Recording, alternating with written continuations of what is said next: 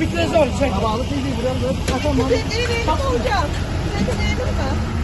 Başka yok diye biliyoruz biz aslında. Baksınlar ya aslında ya.